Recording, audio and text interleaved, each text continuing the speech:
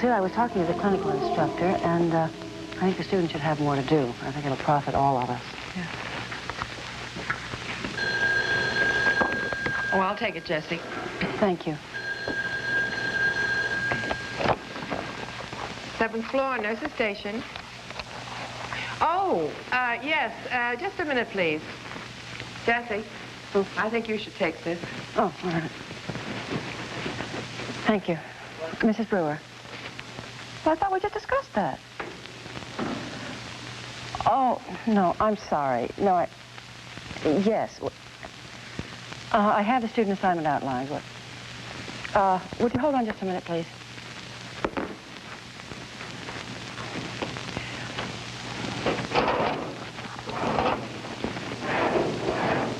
Lucille, where are those student assignment outlines I had here? In the upper right-hand drawer. Thank you.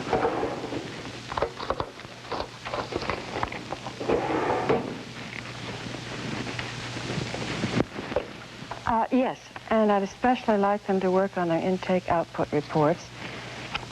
Yes, and you'll have these first thing in the morning. Mm-hmm. You're welcome.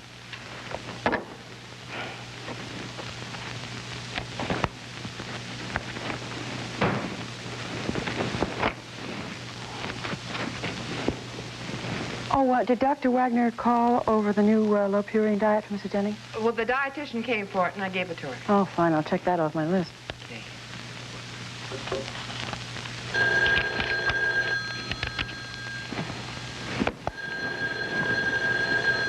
Seventh floor, nurse's station. Yes, Dr. Hardy. No, there's nothing new for you. Yes, well, Dr. Brewer started a 3rd flask of blood on Mr. Rudnick. Yes, I just went in and checked the flow. It's fine. How did the trial come out? Oh, Eddie was fined, got a suspended sentence, and his driver's license was revoked. I got off easy. He doesn't think so, neither do his parents, and I had to give Angie a sedative. Oh, dear. I'm on my way now to Peggy's to look at Johnny. All right, I'll let her know if she calls. It's Steve. Oh, tell him I saw Mr. Rudnick again. Dr. Brewer says he just checked Mr. Rudnick again. Yeah, and say that he's fine. He's ready for surgery. Well, I've got to run now, Jessie. The traffic's getting heavy. Goodbye. Goodbye. He was in a hurry. But I did tell him about Mr. Rudnick, honey. Oh, good. I want a small bottle of ear drops, and you want a half-ounce of chlortetracycline HCl, just in case. All right, 0.5% otic solution. Well, you've just re-earned your nurse's cap. I come with you.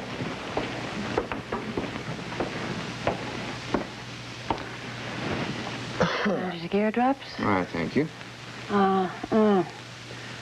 Chlorotetracycline we're out of, honey. I'm sorry. You know, we don't keep much on hand, and the order hasn't come up, but I can call the pharmacy. Well, I don't know if I'll need them or not, anyway. All right. Cynthia called about a little boy who has an earache. It's not severe, but she thought it should be investigated just to make sure, you know. Well, it means an extra trip down to the nursery school. Well, honey, the boy has an earache. Of course, I'm sorry. Well, she doesn't have the experience and the training to know if it's important or not. Well, I can't quarrel with that. No, but you can quarrel with me. I'm not. You can quarrel with me about Cynthia. Phil, all I...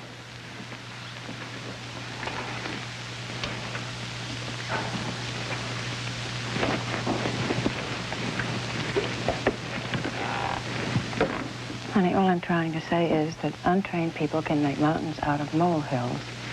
And as short as we are in medical staff, I just hate to have you go chasing off on a false alarm. Has Cynthia ever called me on a false alarm? Okay, let's forget it. Don't you see what you're doing? You're implying that she's making excuses to get me to the nursery school. No, I'm not. Then what? I'm concerned. I'm concerned because I don't want you loaded down with a lot of extra busy work. You bite my ear off. I'd like to use my own judgment about how much work I can handle. Why is everything such an issue? Roy Lansing has dropped his novel. You're not worried about that anymore. Everything should be calm sailing for us right now. Why isn't it? You're the one who makes mountains out of molehills, Jessie. This is my lunch hour. I'm not taking any time off my staff work, even if it is a false alarm. And secondly, this is a job of mine, Jessie. It's a job of mine to look over these kids at the nursery school. I get paid for it, not much. Even if I wouldn't get paid, I'd want to do a good job with it. And it's an experience outside the hospital. It's the closest thing to a private practice I can get. Is that bad? No. Oh, you agreed with it. You practically urged me to take it. Oh, excuse me, Doctor. Certainly.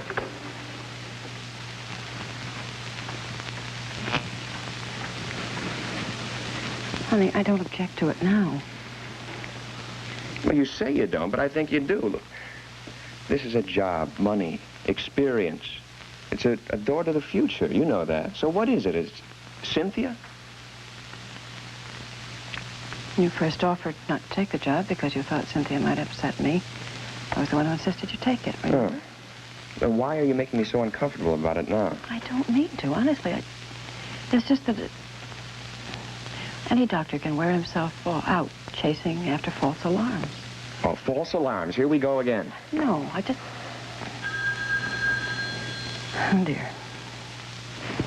I'll take it, Lucille.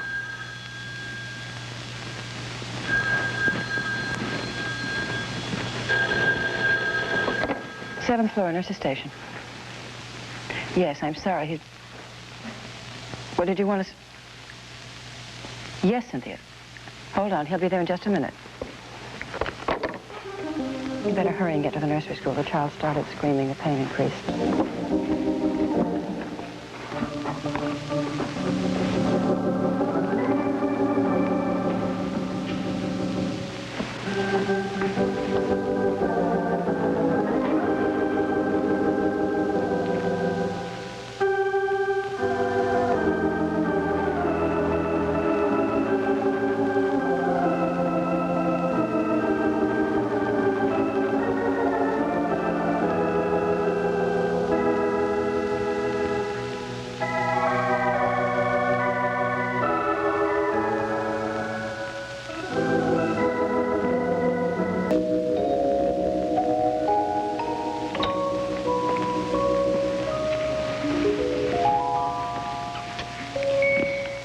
Well, he's all right there for now. We'll let him sleep on the sofa till his mother picks him up. Well, is there anything I can do meanwhile? Just calm yourself down, that's all.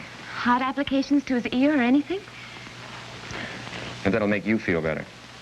As a matter of fact, he might do that. He'll think he's getting a lot of attention. That's always good medicine.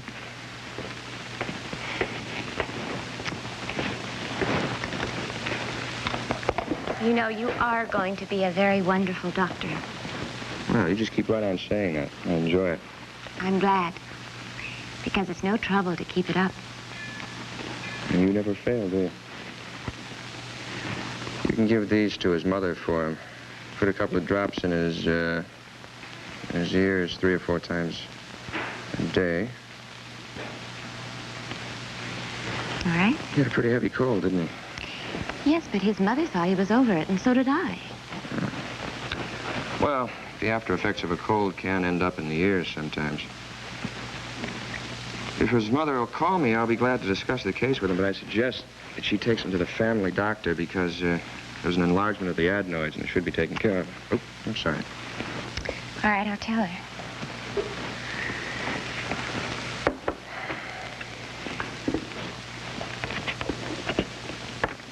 I'm glad you came when you did. He didn't seem too bad, and then all of a sudden he started screaming. That's when I called you the second time. I was unavoidably delayed. I'm sorry, Cynthia. Oh, I know how it is.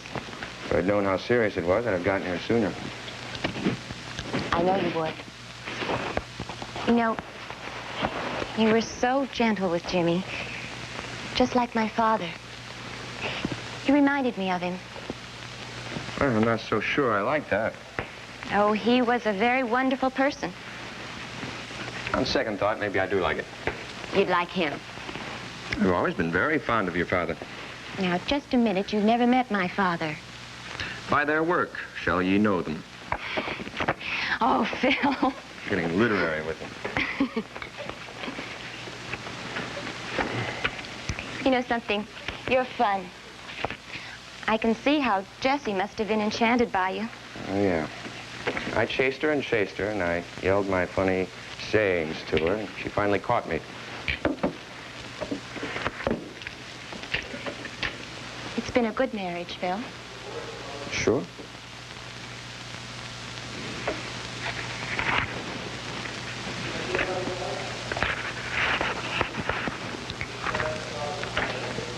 do you want in there? You're not a misunderstood husband. Jessie understands you, doesn't she? I have no complaints about my wife. Even if she does a little too much for me, it's up to me to do more for myself. She's pretty wonderful. I know she must be a wonderful person. I don't know her very well, though, but I'd like to. I really would, Phil. Why? Maybe that's Jimmy's mother. Nursery Center, Miss Allison speaking. Just a minute, please.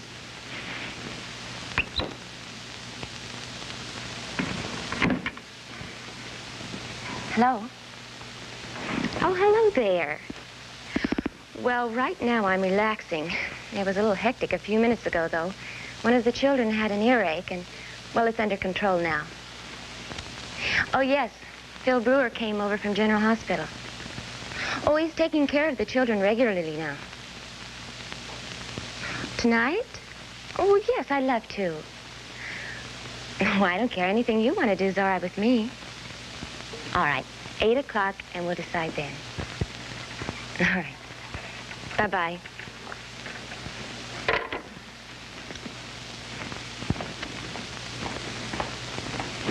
That was Ken Martin. Ken Martin? Dr. Ken Martin. I guess you two don't like each other very much.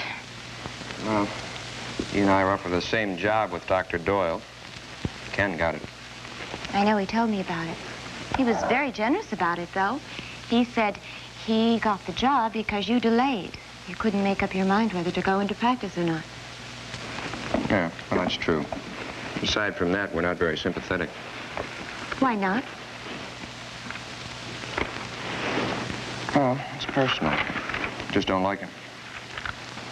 I'm sorry. Any man who has such a good opinion of himself certainly doesn't need my good opinion. Well, there's nothing wrong with a man having self-confidence. Is that what you call it? What else? In other words, aggressiveness, insensitivity. I don't know.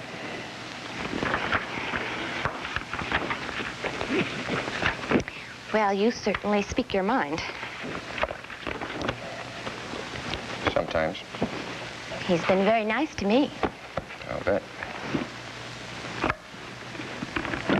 Jimmy's mother has any questions, tell her to call me, will you?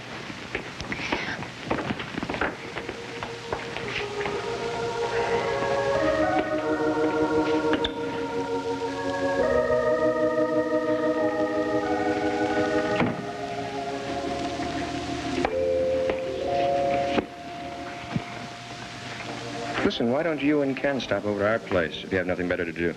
I mean, we'll just be sitting around. But you don't like Ken. You do. Well, what about Jessie? You said you wanted to get to know her better, didn't you?